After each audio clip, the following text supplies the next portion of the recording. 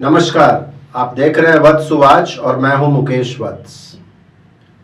2022 हर राशि हर लग्न वालों के लिए कैसा रहेगा, इस पर मैं अलग अलग लग्न और राशि पर वीडियोस बना रहा हूं। कुछ वीडियोस आप लोगों को मिल चुके हैं। उसी क्रम में आज हम कर्क राशि और कर्क लग्न वालों के लिए 2022 कैसा रहेगा इसकी चर्चा करेंगे। वीडियो के शुरुआत में ही मैं बता दूं, मेरे प्रेडिक्शंस को आप लग्न और राशि दोनों से देखा कीजिए, क्योंकि दोनों ही बहुत इंपॉर्टेंट है। लग्न भी बहुत इंपॉर्टेंट है और राशि भी बहुत इंपॉर्टेंट है। यदि आप एक से देखते हैं और दूसरे से नहीं, इसका मतलब आपका कुछ छूट रहा है, आप पूरा पिक्चर नहीं देख रहे हैं। तो आइए शुरू करते हैं। कर्क राशि वालों के लिए साल के शुरुआत में मेजर प्लैनेट्स का पोजीशन ऐसा है कि 7th में शनि पिछले 2 वर्षों से, राहु 11th हाउस में पिछले 1.5 वर्षों से, और राहु 11th में है तो केतु ऑब्वियसली 5th में है। पिछले नवंबर से गुरु आपके 8th हाउस में है और यही कंडीशन अप्रैल तक रहने वाला है। कैरियर के क्षेत्र में 7वें में बैठा हुआ शनि आपके रिस्पॉन्सिबिलिटीज को बढ़ा रहा था, वर्क प्रेशर को बढ़ा रहा था, लेकिन रिस्पॉन्सिबिलिटीज को वहन करने की शक्ति भी दे रहा था।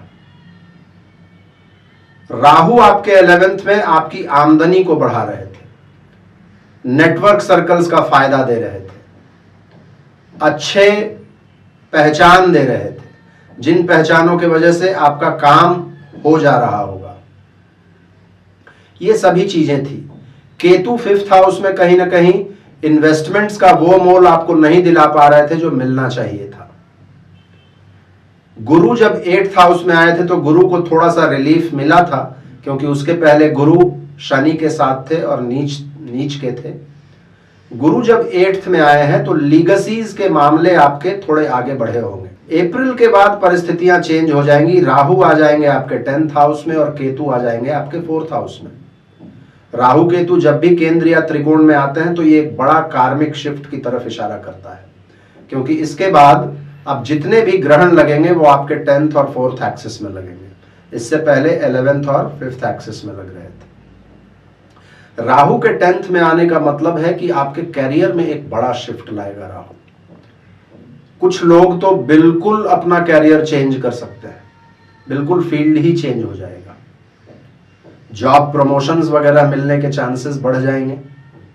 नए जॉब ढूंढ रहे थे तो नए जॉब्स आपको वो अपॉर्चुनिटीज भी मिलेंगी इस समय में। राहु लेकिन इस समय में 10th में बैठकर थोड़ा वर्क प्रेशर क्रिएट करेगा, खास करके उस समय में 28 अप्रैल के बाद, जब शनि की भी तीसरी दृष्टि आपके राहु और 10th हाउस पर आएगी। सबसे बढ़िया चीज ये होगा कि गुरु आपके 9th हाउस में आ रहे हैं। गुरु 9th हाउस में आने का मतलब है गुरु की 5वीं दृष्टि आपके लगन पर होगी, 7वीं दृष्टि आपके पराक्रम भाव पर होगी और 9th दृष्टि आपके 5th हाउस पर होगी। ये गुरु आपके कैरियर और फाइनेंसेस को पूरे तरीके से रेजुवेनेट कर देंगे। 10th हाउस का राहु कैरियर में एक्सपेंशन तो दे ही रहा है, 9th हाउस में गुरु के जाने का मतलब है आपका किस्मत काम करना शुरू कर जाएगा, क्योंकि याद रखिए गुरु का ये अपना ही घर है। कर्क राशि वालों का 9th हाउस मीन राशि होता है और मीन राशि में ही गुरु जाएंगे, और गुरु की दृष्टि में अमृत होता है, पराक्रम के आपको बढ़ा देंगे। आपके लगन को देखेंगे तो आपका एनर्जी लेवल्स, आपका कॉन्फिडेंस, इसमें बहुत वृद्धि होगी। 5th हाउस पर जब गुरु देखेंगे तो आपके इन्वेस्टमेंट सडनली काम करना शुरू करेंगे। राहु 10th हाउस में रहने की वजह से जो मैंने कहा बड़ा कैरियर में शिफ्ट होगा, सिर्फ ध्यान ये रखिएगा, कुछ लोगों के लिए ये कैरियर शिफ्ट इतना नया होगा कि आपको समझ में ही नहीं आएगा कि क्या करें। शनि 8th हाउस में जाएंगे तो एक चीज होगा, फैमिली फाइनेंसेस पर थोड़ा सा असर पड़ सकता है। और जैसा मैंने कहा उनकी तीसरी दृष्टि से जब वो 10th को देखेंगे तो वर्क प्रेशर भी 3 महीनों तक बढ़ा रहेगा। शनि जुलाई के बाद वापस 7th में आ जाएंगे, लेकिन क्या शनि वही रिजल्ट देंगे जो पहले 2 साल दे रहे थे? मेरे समझ से नहीं, क्योंकि एक बार शनि जब कुंभ राशि में चले जाएंगे तो वो उस हाउस को एक्टिवेट कर देंगे, और जब पीछे आएंगे भी तो आपके बिजनेस और पार्टनरशिप्स के बहुत सारे चीज़ों को जो अनफिनिश्ड था उसको पूरा करने के लिए आएंगे। तो वो भी एक तरीके से पॉजिटिव ही है। सबसे बढ़िया रहेगा गुरु का 9th में जाना। जिन लोग भी एजुकेशन के फील्ड में हैं या जो लोग भी एजुकेशन लेना चाहते हैं, स्टूडेंट हैं, हायर लर्निंग की तरफ उन्मुख हैं, उन लोगों के लिए ये बहुत ही अच्छा हो जाएगा।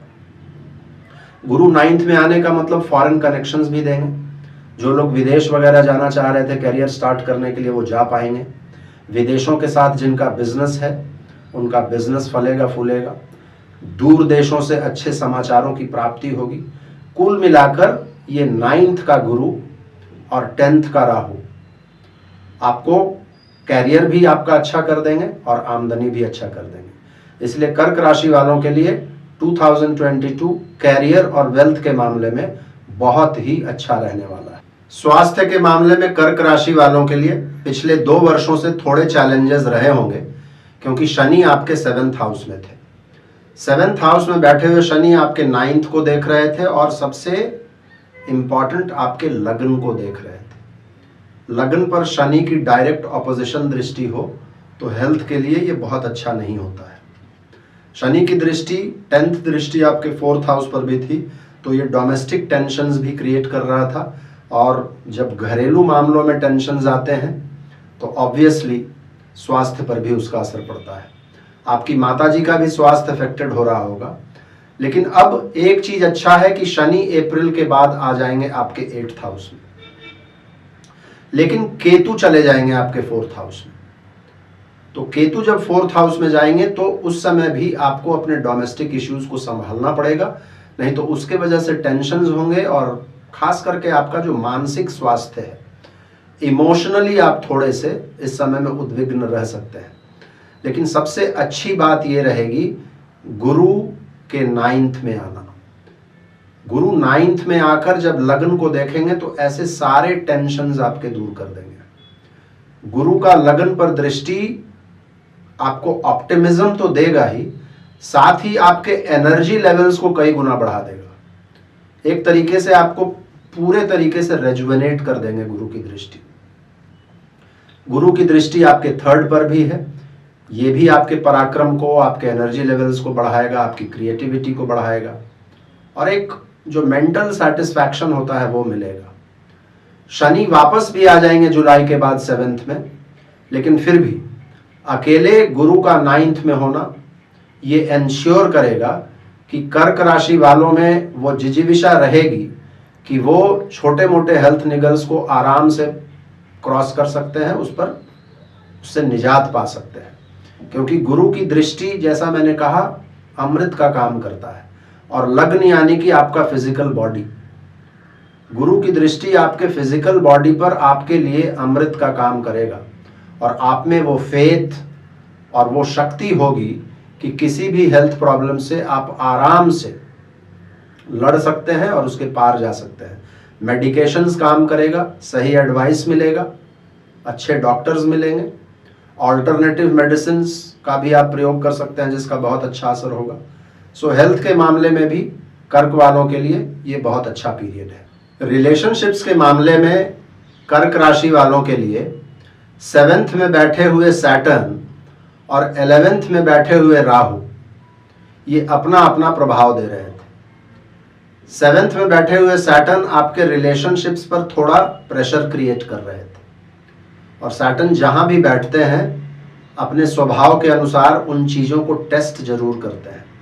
पिछले 2 वर्षों में शनि महाराज आपके रिलेशनशिप्स को टेस्ट कर रहे थे। 11वां में बैठा हुआ राहु आपको नया नेटवर्क सर्कल्स दे रहा था, नए फ्रेंड सर्कल्स दे रहा था, अच्छे लोगों के साथ, पावरफुल लोगों के साथ मित्रता दे रहा था। अब क्या होगा कि सैटर्न आ जाएंगे आपके 8th में, जो बिजनेस पार्टनर्स के साथ रिलेशंस है और स्पाउस के साथ जो रिलेशन है, 3 महीने के लिए उसमें काफी आपको राहत मिलेगा। 10th हाउस में राहु आ रहे हैं तो वर्क प्लेस पर आपको रिलेशंस दे सकते हैं। लेकिन सबसे अच्छा काम अगेन जुपिटर करेगा।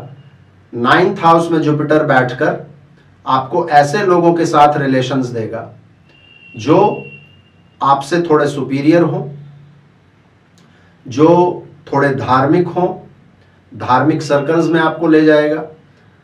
थर्ड पर दृष्टि रहेगी गुरु की तो ये नए फ्रेंड्स देगा। फिफ्थ पर दृष्टि रहेगी गुरु की, रोमांटिक रिलेशंस के लिए अच्छा है। जो लोग शादी करना चाह रहे हैं उनके लिए भी बहुत अच्छा है। बच्चों के साथ आपका रिलेशंस ठीक हो जाएगा।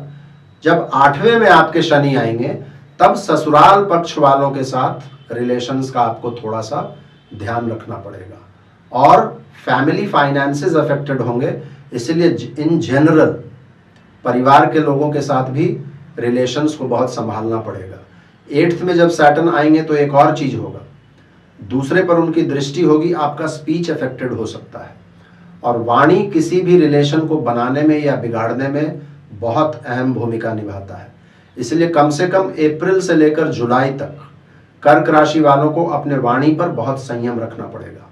इन चीजों का ध्यान रख लीजिएगा तो रिलेशनशिप्स के मामले में भी ये बहुत अच्छा है। खास करके गुरु आपको बहुत ही अच्छा रिजल्ट्स देंगे। इन जनरल आपने देखा कर्क राशि वालों के लिए भी ये वर्ष अच्छा है। कर्क राशि वालों को करना क्या चाहिए? भगवान शिव की पूजा बहुत इंपॉर्टेंट हो जाती है। कर्क राशि वाले थोड़े से इमोशनल होते हैं, मेडिटेशन उनको करना पड़ेगा और अपने इमोशनल हेल्थ का ध्यान रखना पड़ेगा।